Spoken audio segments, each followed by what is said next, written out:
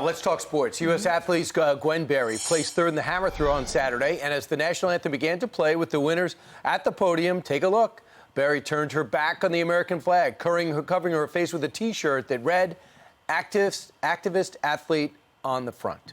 And she's calling it a setup, telling the New York Post, quote, "I feel like it was a setup, and they did it on purpose. They had enough opportunities to play the national anthem before we got up there. It was real disrespectful." Try to get your head around that statement. Jack Brewer is trying to do that. We asked him to comment on it, former NFL player, CEO of the Brewer Group. Jack, first off, what do you make of this incident? Disrespectful to play the national anthem? They told her they were going to play it before she got out there? You know what? It's always scheduled to play the national anthem, but it doesn't matter when you're putting on that uniform. Her uniform says America. She's representing America, and the U.S. Olympic Committee needs to do something about this garbage. But what really saddens me is that we have a culture now in our country, and it's growing, a culture of people who disrespect our nation, disrespect our flag, and disrespect our anthem.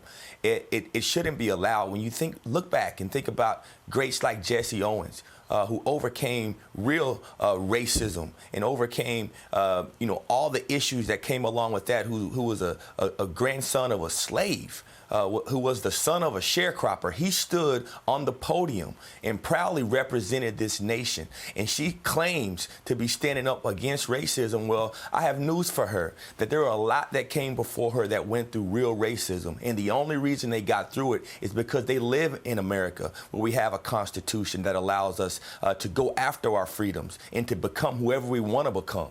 And we need to start to educate these athletes. We need to start to educate these youth that are being indoctrinated now in our schools, being indoctrinated by this liberal media, and that are starting to hate this country. We have a massive divide, and it's not because of President Trump. It's not because of conservatives. It's not because of the patriots in America. It's because of this leftist mentality that doesn't appreciate what this country has done for them, allowing them the freedoms to be able to go out and participate in sports like this. As a black woman, so many black women have gone through so much to even be able to get into this situation. And so she's being completely disrespectful for all those that have died for us. And I'm just sick and tired of seeing it. So she just tweeted this out this morning, and I'll share it with you. Gwen Berry did.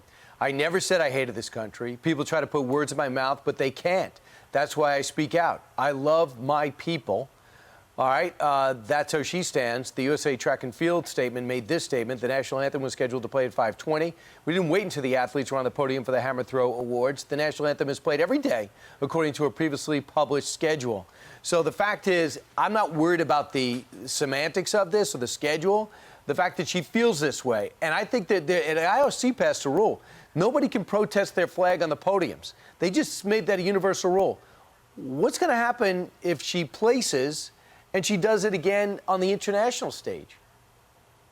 Something should happen. They should bar her from competition at this point. When you become a member of a team, you cannot go out and protest against the team that you become a member of. It just makes no sense at all, no matter what sport you're in, whether it's you're in the National Football League, whether you're in baseball, any sport.